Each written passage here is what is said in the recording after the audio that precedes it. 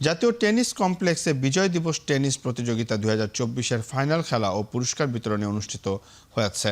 যুব ও ক্রীড়া মন্ত্রণালয়ের সচিব রেজাউল মাকসুদ জাহিদি প্রধান অতিথি হিসাবে উপস্থিত থেকে বিজয়ী খেলোয়াড়দের মধ্যে পুরস্কার বিতরণ করেন।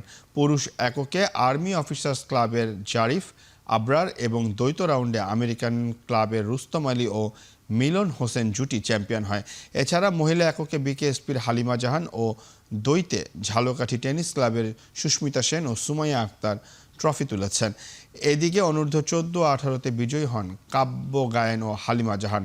প্রতিযোগিতায় মোট টাকা 3,35,000 টাকা প্রাইজ মানি দেওয়া হয়।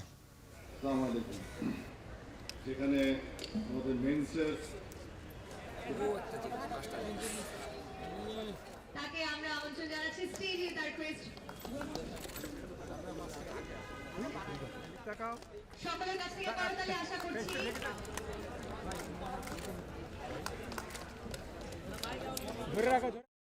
আমরা মনে করি আজকে আমাদের জন্য একটি অসাধারণ দিন। অসাধারণ দিন এই জন্য যে দীর্ঘ সময় টেনিস নিয়ে এরকম প্রতিযোগিতার আয়োজন করা হয়নি, যেটা আমরা শুনেছি।